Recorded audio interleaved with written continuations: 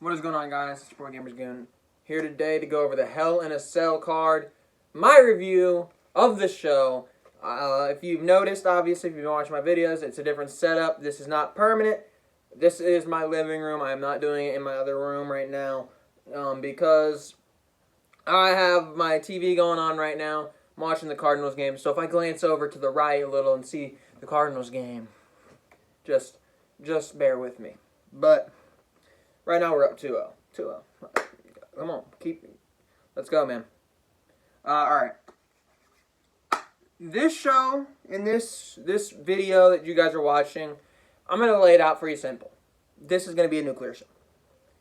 You don't have the ending that they did for Hell in a Cell. We'll talk about that later, obviously. But you don't have that ending and expect people to enjoy it. Whatever they did to end Hell in a Cell, we'll talk about it later, like I said. But it left a bad taste in everybody's mouth, and it affects the rest of this show. I'll go over what it affects. And we're gonna start off talking with the women's match. This women's match was Sasha versus Becky for the Raw Women's Championship inside Hell in a Cell. It's got the starting time. It went about 30 minutes. It's a very good match. Through the match, by far the best match of the night. Sasha and Becky both got good offense in during this match. They both set up chairs and awkward spots around the ring. So you see a chair lodged into the cell. You see about 40 chairs tossed into the ring by Sasha. There's a lot of chairs in this match. And then, obviously, like I said, they were lodging them in. So they used kendo sticks to lodge the chairs in to the cell. It was very cool match. It was a good match. It was by far the best match on the show. So, in this match here, the chair that's set up on the outside, it's basically just chilling for half the match until finally Becky gets Sasha onto it. She hits a drop kick, which looked brutal. She ends up coming back into the ring. Then there's a Meteora onto Becky through a table. There's a lot of things going on in this match. I don't even think I can get over everything that happened during this match. Becky obviously kicked out. Then, obviously, Sasha having the big move, the Meteora through the table, something that should have won her the match. Obviously, like I said, kicked out of. She starts gloating that she thinks she has the match won. She's just one big move away from winning it. She's celebrating already. I got the championship right next to me. Obviously, we all know how it ends up. You can't gloat after a big move. Becky takes advantage of her. Bexploder onto the steel chairs, hits in the disarmor, and I feel that this match was the best match on the card by far, like I said. But I feel that the ending of this show is overlaying the whole show, really. I mean, the big talking point of the night, I mean, a lot of people did think that this match was good at the time, but nobody at the end of the night is going to talk about this match when you have something as blasphemous as whatever we want to call it at the end of the Hell in the Cell card. I don't know. I'm speechless. I'm speechless to whatever happened.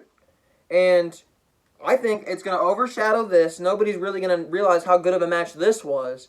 So I feel bad for both Sasha and Becky because they had a good match. Obviously, like I said, Sasha lost. She goes up to the ring ramp. You can see some tears in her eyes. And at this point, I'm thinking, obviously, Sasha's going to get traded, or she's going to get drafted to SmackDown. We're going to see her and Bayley feud for the title. She's going to finally snap. She's not going to be friends with Bayley anymore. She's going to turn her back on Bayley, even make her heel run even more important. And obviously, Bayley becomes this major face like she was back in NXT against Sasha. Obviously, that's where you go, right? We'll see you later in the night, huh?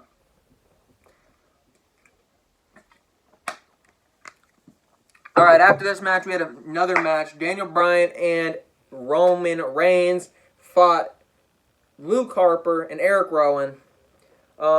This match was a lot of high spots, a lot of fun stuff.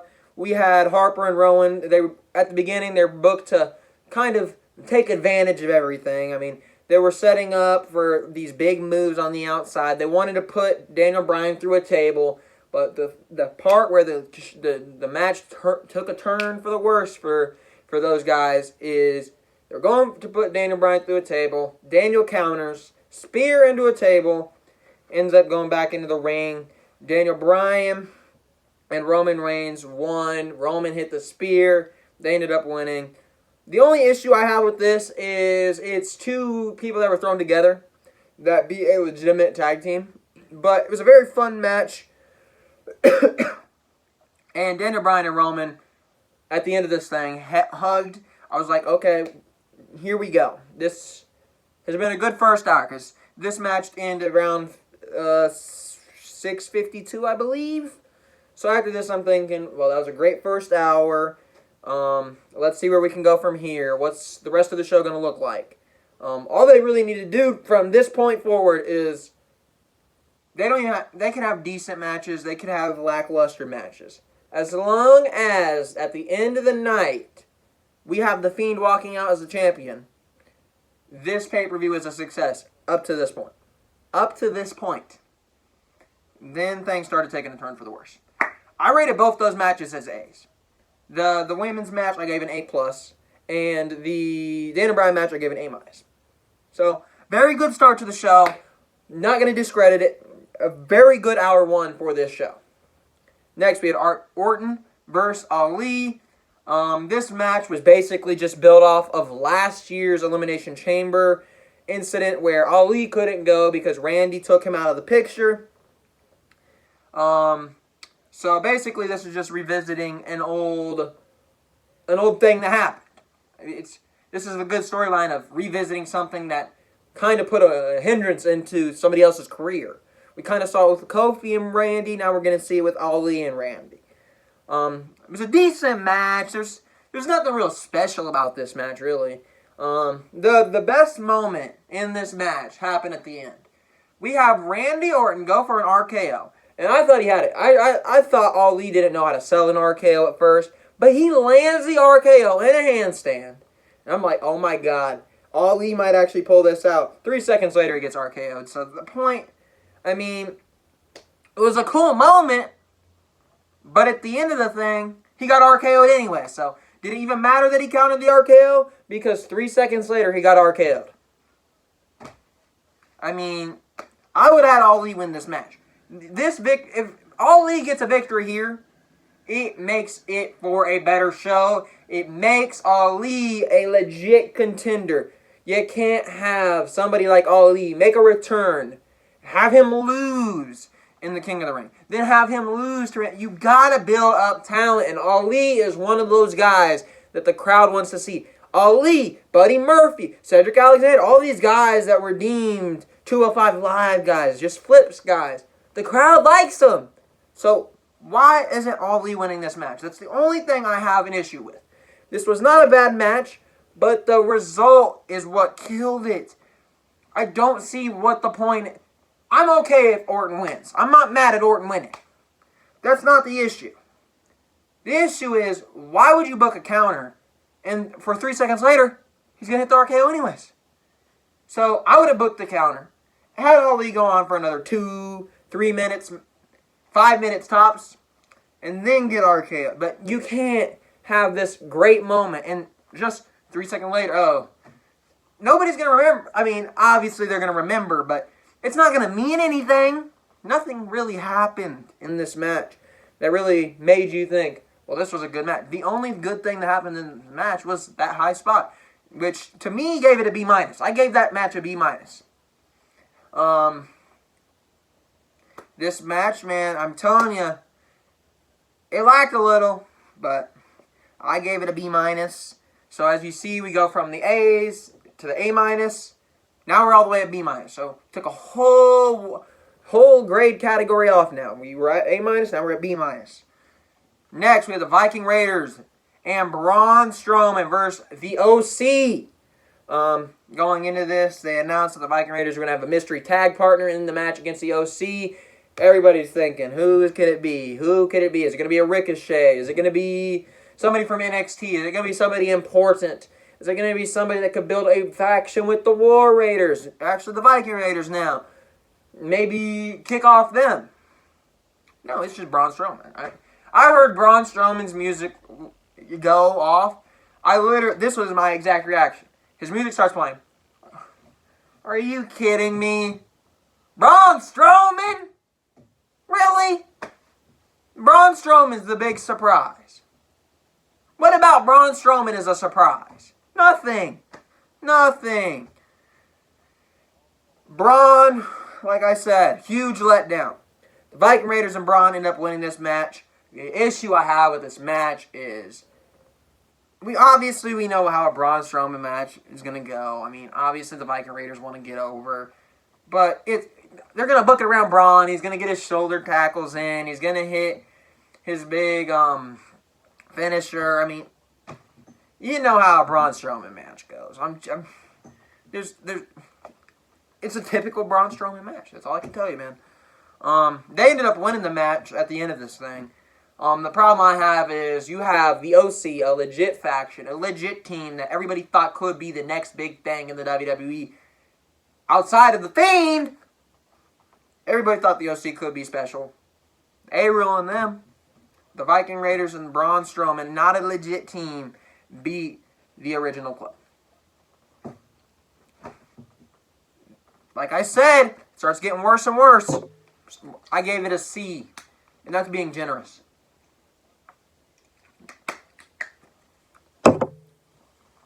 Next, we have Tamina becoming the 24/7 champion by beating Carmella. I have it written on here, actually. Who cares legitimately? Dude, I swear, if you care about this match, I'd like to speak to you.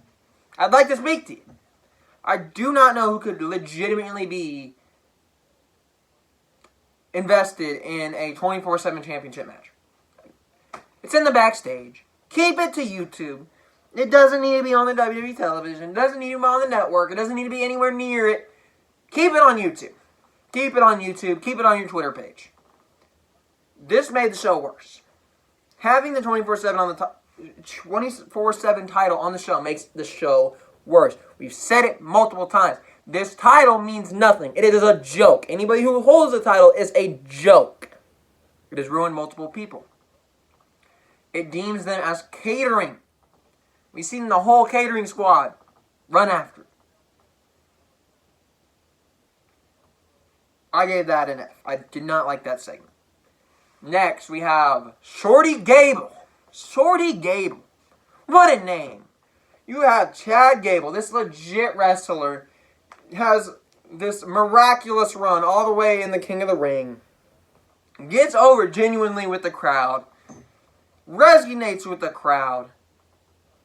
And then you get Baron Corbin to be this nice heel that everybody likes to hate, and for the right reasons. Baron Corbin actually was doing good at his... But this made me mad. I mean, it's okay if Corbin comes out and calls him Shorty Gable. But the thing that made me more mad was on commentary. They continuously buried Gable by saying, Shorty Gable. Well, that's a great win by Shorty Gable. Not only does it bury Chad Gable by calling him Shorty Gable, showing you that you don't respect him, that also buries Baron Corbin in the fact. You want to know how? Because he's getting beat by a guy that the company and the announcers are making seem like a joke. So what does that do in turn for Baron Corbin? So is Baron Corbin a joke? He lost to a joke. So how could Baron Corbin be in the position he is in if he is losing to somebody who is treated as if they are a joke? I don't know what to tell you, man. I really don't know what to tell you. I gave that a C. And the C is because it wasn't a bad match. It was not a bad match. I'm not going to tell you it was a bad match. The part that angers me the most is the Shorty Gable commentary. Doesn't need to happen. Doesn't need to happen. You don't need to name him Shorty Gable. Who cares? Who cares how tall he is? You don't do that. You bury him on commentary here. You bury Corbin. By association, you can't have that. I gave it a C. Next, we have R-Truth beating Tamina for the 24/7 title. Like I said, this garbage just needs to go, man. Just stay on the YouTube. Nobody wants to see this on the show. I mean, nobody... I can't tell you any more about the 24/7 title. It is a joke. It is a joke. Don't be surprised if Shorty Gable's running at it next week. Don't be surprised. Baron Corbin will probably be there, too. And while they're at it, Bray Wyatt can go chase it, because we all know how they treat him.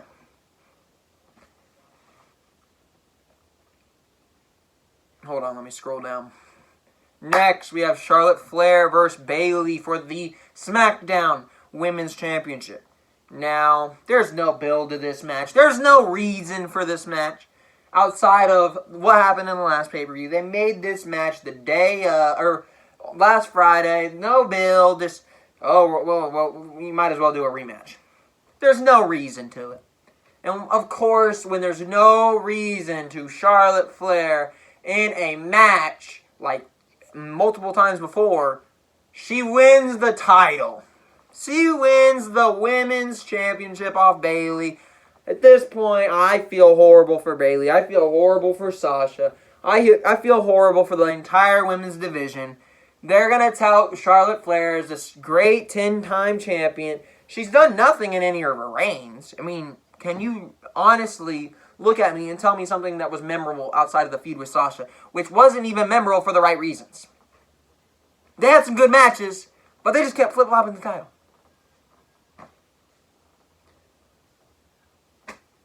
It ruins Bayley, like I said. And it also ruins Sasha. I don't think anybody's going to bring this point up. But the point of having Sasha lose to Becky, that's not a big issue if Bayley wins. Because you can move Sasha to SmackDown. SmackDown can be Sasha's house. Sasha can beat Bayley. Sasha can run SmackDown. But now where does Sasha go? Where does she go? Sure, she could chase Charlotte, but is chasing Charlotte something we want to see in 2019? We saw it in 2016. We saw it so many times that you don't want to see it again. You don't want to see this feud again. We've seen that feud happen on the main roster. Bayley and Sasha we've seen, but it wasn't on the main roster. And there's a legitimate story with her being friends. Now she's going to be chasing Charlotte in a much similar situation to 2016. And I hate to break it to you, but Sasha is never going to get the nod over Charlotte. She won't. It's not because of anything Sasha did. It's not because Charlotte's this great wrestler. It's just because Vince prefers Charlotte Flair. So, unfortunately for us, Sasha is going to be in a big, big miscasting for the rest of this year.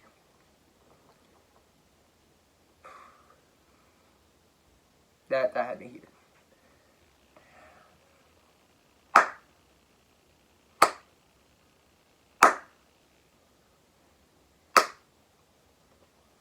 Let me get a drink for this one.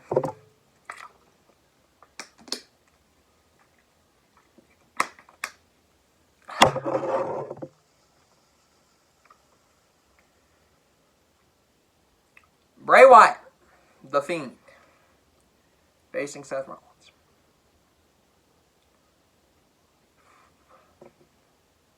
It has been, I believe, it's 3 o'clock now. This match went on at 9 last night. So we're 15 hours or so removed from this match. Or my bad, 18 hours or so removed from this match. And I'm going to sit here and I'm going to tell you the same thing I told you on Twitter. They made a mistake. They made a mistake. This match started off with Bray in control, obviously, which lasted for only a little bit. Seth hit about 11 curb stomps, I believe it was, in this match. He used plenty of chairs. He brought in ladders. The Fiend uses his mallet, but That ain't it. That ain't it. It's a Hell in a Cell match. It is a Hell in a Cell match. There is no rules, no disqualifications. The only rules are you can either be pinned or submitted inside the middle of the ring. There's no such thing as a ref calling for the bell. There's no such thing as that in a Hell in a Cell match. There's none. That is not a rule. That is, it's not ref discretion at that point. No. When you lock them inside Hell in a Cell, it becomes unsanctioned. You don't step in until there is a decisive winner. You don't step in. It is Hell in a Cell for a reason. You don't step in. And what does the WWE do? What does Vince McMahon have these guys go out there and do? Obviously, 11 curb stomps to Bray. Bray no-sells a lot of them. You hit him with all this stuff.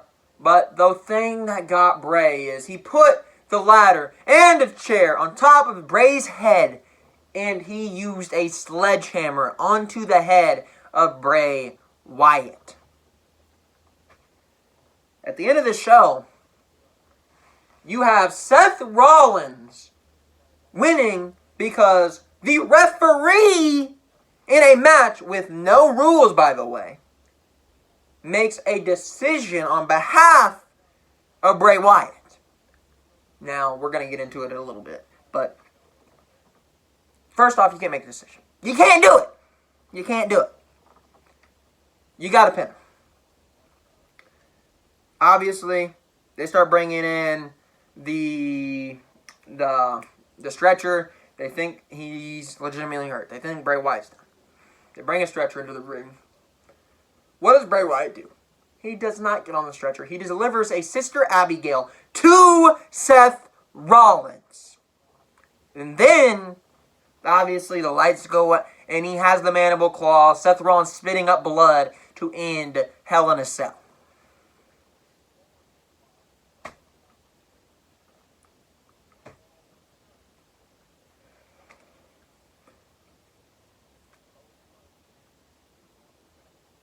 It's simple, man. Going into the night, there was one simple task. One simple task. The only thing that they had, and put had in capital letters, had to do was they had to give Bray Wyatt the Universal Championship. They had to. They deserved every single bit of backlash that came from this. The crowd booed Rollins. The crowd had chants for AEW while the Fiend was still out there. Bray Wyatt is hitting the mandible claw to sounds of AEW, AEW. And at the end of the thing, after the show goes off the air, there's plenty of footage on social media of videos of the whole crowd. We want refunds. We want refunds.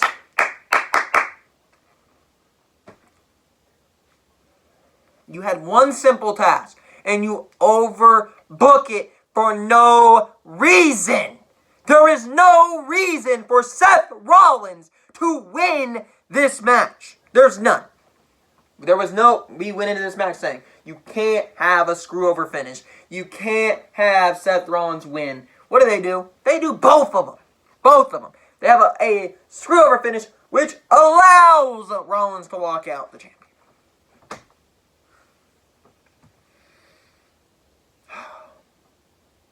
You had one simple task. There was tons of people after this match on Twitter, post-show, crapping all over the ending. There was one poll that I saw that had 10,000 votes. 93% of the voters voted that was the worst ending in Hell in a Cell history. Their YouTube channel, they had the video come up. There was 7,000 likes, and there was 28,000 dislikes. That is 4 times the amount of likes. 4 times the amount of likes. That's ridiculous. That is ridiculous. ridiculous. As I said, a lot of people at the end of this thing were upset, and they had the right to be. I had people who generally enjoy the show telling me that it was by far the worst ending of any pay-per-view, any show this year on the WWE calendar. And what I don't understand is, at the end of the night, for this to be the result is absolutely ridiculous. It is absolutely ridiculous. You have Bray Wyatt going and reinventing himself.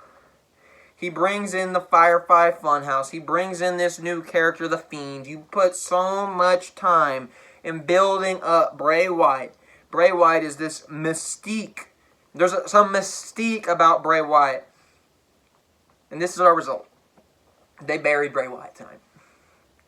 We talked about Bray Wyatt in the past, where Bray Wyatt, nothing he said meant anything, because Bray Wyatt, every time he says something, he fails to deliver. What did Bray Wyatt do tonight? He didn't fail to deliver. But he didn't win. He didn't win. They buried Bray Wyatt. This holds all momentum for the Fiend character. All momentum. Last night was the night if the Fiend was going to win. I don't care. I've said it, and I'll say it again. There was one show in 2017 where Strowman had to beat Lesnar. They missed their opportunity. Now Strowman's hated. Not a lot of people like Strowman anymore. They missed their one opportunity with Bray. You're not going to get another opportunity as good as this one. You had an easy out. It was inside Hell in a Cell against a demonic being in The Fiend. You can easily book The Fiend to beat Seth Rollins. I mean, it's really a simple book. It really is. It adds to the character. The Hell in a Cell gimmick adds to the Fiend character. I mean, it's the easiest story they could possibly tell. Really, it is the easiest story they could tell.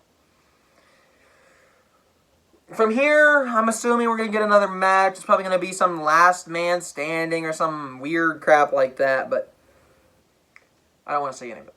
I don't. They ruined Bray Wyatt tonight. Or last night. There's no more mystique about Bray Wyatt, The Fiend. I don't care what The Fiend goes to do. He could become the champion. That's all great. That's all great. I love Bray Wyatt. If he goes on to be a champion, great. But it won't be the same. It won't. The only reason that he's going to become champion, I believe we're smart enough to figure this out, is because we gave WWE the backlash they deserved. Everybody was talking about that match as having the worst ending in WWE pay-per-view history. You don't have a character like The Fiend, a Undertaker-esque character, on his build. It's not like he's down the road and he's already been built. No, this is during his build. You have him lose inside Hell in a Cell, not able to prevail against Seth Rollins. How many people are we going to bury for Rollins? How many people? Rollins didn't need this. He did not need this victory. I would much rather watch the Crown Jewel pay-per-view than to ever even imagine what happened last night was going to happen. I really don't know what to tell you. I guarantee you this. They're going to do some stupid booking. It's going to make me really mad. They're going to ruin the Bray Wyatt character. And they're going to do it for Saudi. Because they got the Crown Jewel show later this month. And it's prior to Survivor Series, which I will be at Survivor Series. Hopefully Bray Wyatt is somehow miraculously revived by then.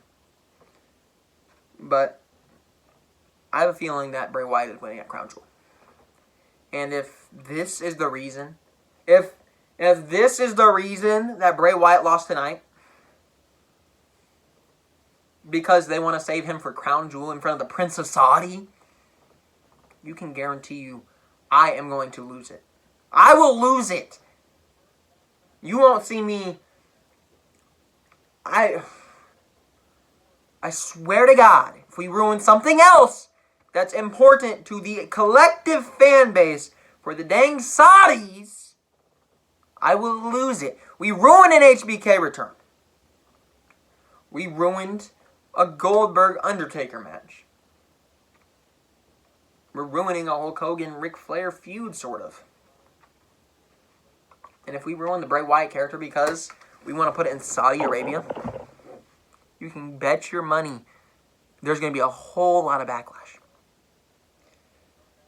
I can't tell you that the worst... that whatever happened to end last night, I would do anything to change. I really would. I don't know how that got... I don't know who wrote it. I really don't. I don't know who cleared it. I don't know who was okay with it. But whatever that was, it's an absolute disgrace to professional wrestling. When you have a collective fan base screaming and crying for one guy, and he's not the normal cup of tea. He's a heel. He's a demonic character. He's edgy. You have them all crying and praying for this one guy. You have, after the show, you have Seth Rollins walking out getting booed. You have Seth Rollins walking out to AEW chants. You have him walking out to refund chants. You have him walking out to people in the front row yelling profanity at him. You put him in a horrible situation, and you put Bray in a horrible situation. I don't know how you fix it. I really don't. I really don't. You missed your opportunity. That was your golden opportunity to make a star. That was your golden opportunity to make a star that you guys lack. You guys don't have a star right now. And you had an opportunity tonight to flip the switch and to say, you know what? We will give you a star. Fox, you want a star? We just made ourselves a star in Bray Wyatt. But what do? You have Seth Rollins. Seth Rollins isn't a star. He's not going to move the needle in ratings. He's not going to do any of that. Seth Rollins is Seth Rollins. He needs to be healed. He needed to lose tonight. You missed your opportunity. It was a golden opportunity for the... It was. I don't know what else to tell you. Thank you guys for watching. Make sure you go follow Twitter at GamersGoonYT. Leave down in the comments how disappointed you are in this show, because if you found this show and the ending of this show to be good, then I'd like to know why, because I can't think of a more disgraceful ending for a show. You book a character like the Fiend character and you have him lose. That's absolutely ridiculous. I cannot think of any situation that could ever happen.